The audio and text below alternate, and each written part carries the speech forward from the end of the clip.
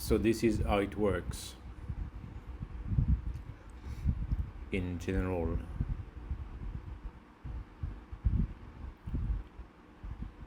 And as the ancient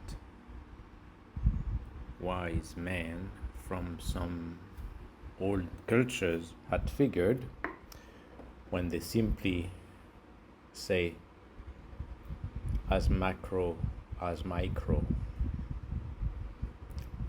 everything follows the same rules in existence, every phenomena, as we know, as it is taught in Vipassana meditation. Everything is constant vibration because everything is constant rising, passing away, rising, passing away, rising, passing away. Of course, everything does that at such a scale that most humans are unaware of.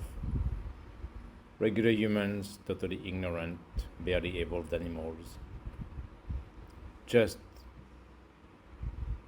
get on going to the basic daily life activities, totally unaware, but of course they like to speak like they know anything about life or existence or anything more. But the point is that when you will practice serious meditation, like really deep meditation, and reach some really deep level of concentration, then you will start to become aware of things at a different scale of time and space. And so that is the whole practice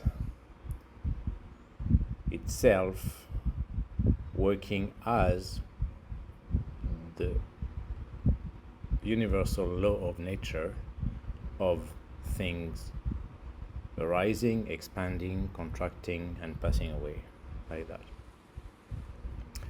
So you will concentrate first through meditation, samadhi, and you will learn first to relax the mind, to learn to be mindful, to pay attention, develop awareness, and then learn to concentrate. Then you will start to be able to pinpoint your concentration, focus. Then you will start to get into real concentration and deeper and deeper. So first, you have to go from that crazy, delusional monkey mind that's all over the place all the time, always thinking about things one after the other, zero control, zero discipline. Learn to tame that crazy mind, agitated mind, into a one-pointed, concentrated device. Once you have gone from being all over the place into a one spot, one pointed concentration, then you start to sink in the different levels of concentration. And then you go deeper and deeper and deeper into your own true nature, which is the awareness of anicca, of exactly that everything is just arising, passing away, arising, passing away, which is exactly what your aliveness is, which is those billions of biochemical reactions happening every second to keep you alive, make you an organic piece of matter. Then you can actually reach that level of concentration and awareness of those billions of biochemical reactions inside your body and mind every second. That would be already quite a landmark level into the higher level. And then from there, using the main key that will allow you to reach the highest level, which is equanimity, upekkha. With that, of course, not having any reaction to whatever happens as you go through those layers and through those deeper levels of concentration, then you allow it to go deeper and deeper and deeper. And that's actually what we call the rupa jhanas, which means you have deep level of concentration, but you are still in the body, in the material part of existence, so you still have sensation. Then you will reach that level of bhanga where exactly you're aware of all those biochemical reaction. The whole body is only tiny subtle vibrations, only that, and there's no tension anywhere. That's kind of the highest of the lower jhana. Once you have reached that and you still have upekkha, and if it's meant to be, then you can jump into the higher jhana, the higher level of absorption, concentration, which is called arupa jhana. That is the time when you clearly feel, of course, that actually you get rid of any physical sensation.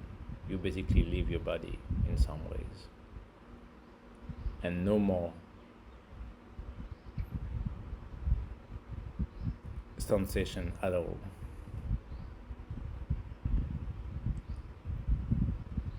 Then, exactly because at that point you have managed to detach the mind from the body, then you will be only in the mind, which is the higher jhanas, the arupa jhana, and you will allow that mind to expand to such other dimensions, you can say, other level of awareness of things that you can have never fathomed before. Exactly, detached from the body now, untethered from your worldly material existence, the mind is allowed to expand, first as it is known with expanded space, then expanded consciousness, then into nothingness, and the fourth higher jhana, or the number 8, as it is nicely defined by neither perception nor perception.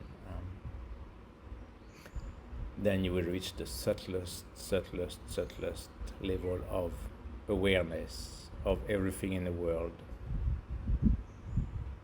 in the universe, because now your mind has expanded to that scale. So you see, it has gone from being all over the place to sink to the deepest one-pointed level to again real low expansion and infinite expansion, and that's the point. And then if you manage to move again past that, as it is known as the 9th jhana in some ways, that is nibbana, that is enlightenment, then it's again another dimension. It's of course very hard to define, even though there are clear words beyond the mind and matter, because then mind is also totally finished now. No more mind activity, no more thoughts, no more anything. You could call it maybe some kind of a presence potentially still, but you're just in tune with the whole universe. And it's called also the unconditioned, exactly because of that. There's no more mind conditioning, there's no more bodily conditioning. But then this is only to show you another scale, an infinite scale of awareness of the arising and passing away, or everything is contraction, expansion, and that's the rule everywhere. Then back to again what those so-called expert scientists, who are still so ignorant, of course, because they're not meditators, most of them. It helps that more and more start meditation, yet that's the problem, that all those PhDs, engineers, whatever, doctor, professor, think that they know so much when they really still don't know. They are still at that 20-25% use of the brain capacity, let's say. And I mean, you have to realize what that means. 25%, there is still 75.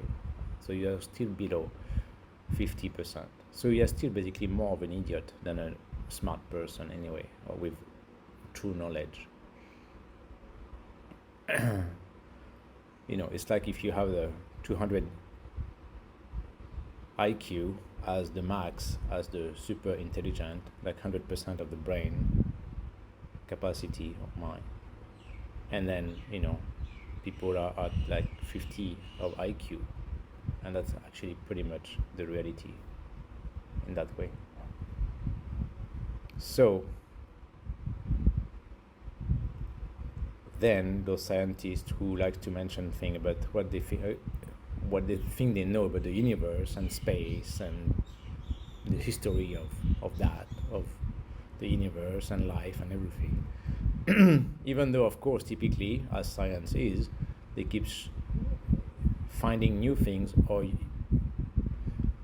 creating new technology that makes them re-question always what has been found before. Exactly to show that they don't know, yet they still have that huge scientific ego of thinking that they know enough or they have the means to know or understand when they don't at all, obviously.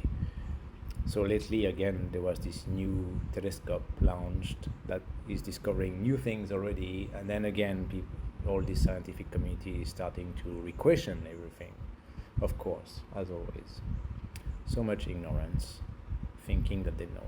That's what actually ignorant people do, of course. They think they know so much, and they speak like they know. They state things, even though they don't. Anyway, so that science also that likes to mention the Big Bang, which I never agreed with, of course, because it's just too easy, but it goes with those simple minds, even though there is something about it.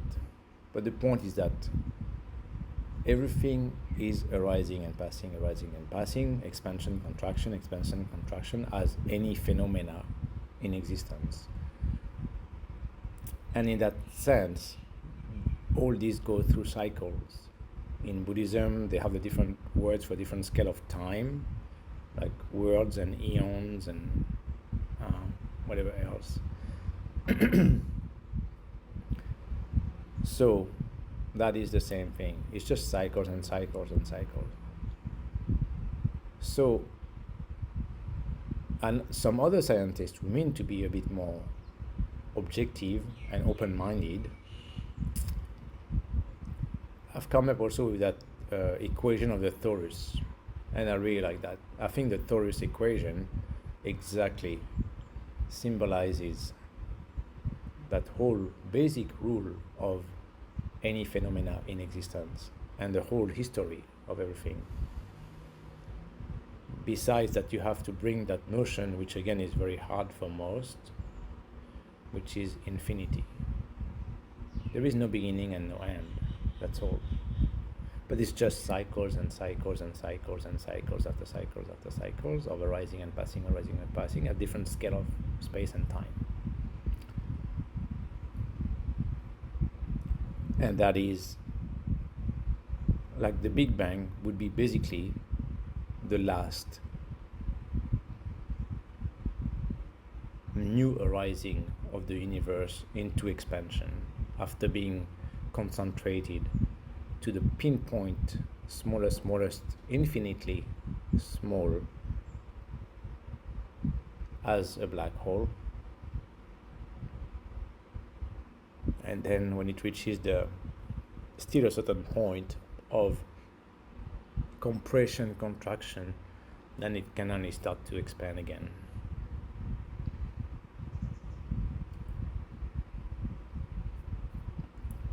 And so that would be what maybe scientists try to define as a Big Bang, just the latest one, but of an infinite number before and another infinite number that will come in the future. And everything happens at every scale like that. Become a deep meditator, reach the deepest, highest levels of concentration, you will find all the answers like that within yourself actually. Then you don't need to be a stupid scientist, supposedly needing so much funding and wasting and destroying the whole planet, of course, and using all those resources to create so-called advanced modern technology or devices to try to figure out all this. I mean, like when they have to make those kind of like the CERN, those big circular tube with like, which is a few kilometers, 5-6 kilometers in diameter or something like that. I mean, they have to. That's still so primitive. That shows and confirms how the scientific community is still so primitively minded. When you need technology that's actually at the scale of the kilometer, only to try to figure out the most basic thing of life or existence, like basically any phenomena, which is the matter and the core of the matter. But if you become a very deep meditator,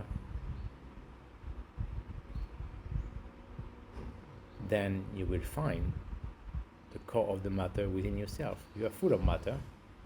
You are made of trillions and trillions of atoms. So you have enough of them within you to figure out the structure or the core of the matter of an atom and subatomic particles, kalapas, within yourself. Then you will become aware of that both scale of time and space, of all those biochemical, billions and billions of biochemical reactions happening within 1 second within yourself. You can become aware of that. Then that's how you understand anicca, impermanence, as everything arises, passing away, arising, passing away. And at the same time, you will also go to the scale of infinitely small for the time, like that, have so many within 1 second, and the space as the core of an atom. And you can experience that within yourself. And then you will have the pure, true insight as the definition of vipassana, of our true nature, which is only that. Arising, passing away, arising, passing away of billions and billions of molecules, atoms, every second, and that's it. And there's nothing more to that than for life or existence. But of course, the ignorant mind, with its ego, wants to attach to that so much and try to give a big meaning to be something so special about that, which actually is the opposite, because that attachment to all those atoms and molecules constantly moving around, agitated, on fire, full of tensions, that makes up this whole apparent body and mind, that is a total delusion to believe in that, and that's so detached from the ultimate reality of existence.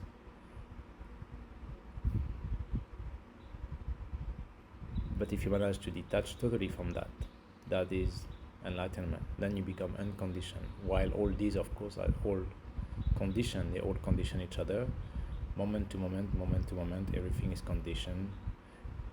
Every action, reaction, biochemical reaction conditions the next and the next and the next at that scale of billions per second. But that is all karma. That is what karma is.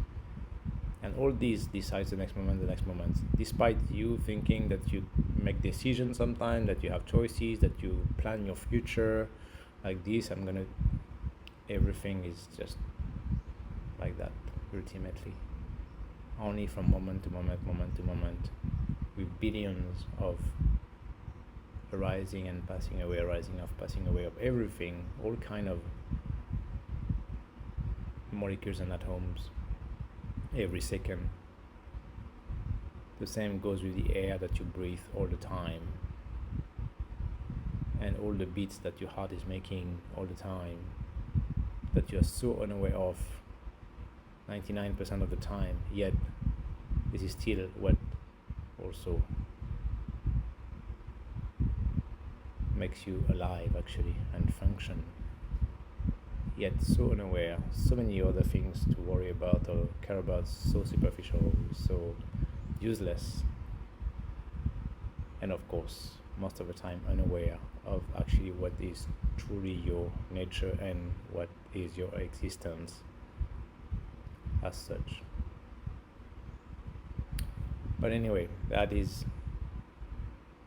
in a nutshell what you can get from going so deep in meditation and the awareness of the whole law of nature, law of existence, and the universal scale of everything, and the meaning of all that, which is not the real meaning. There's no real meaning at the end, of course. But everything, this is the rule of the universe, the law of nature.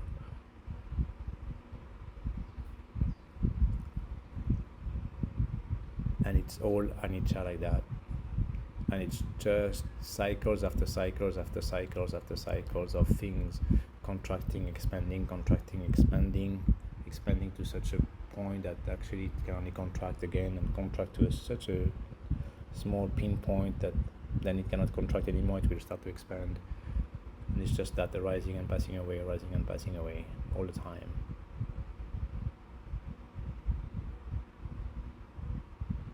And that's all there is in existence.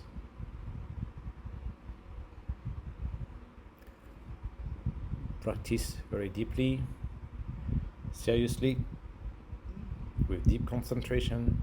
You will become aware of this within yourself, within your body. Then you don't need to try to read books or try to listen to so-called experts who are showing around, because you will experience from within. You will know, properly know from within, without needing to put scientific words on it or whatever. Then you will truly know. You will have the deepest insight, knowledge of our true nature and the ultimate reality of life, existence, and the universe.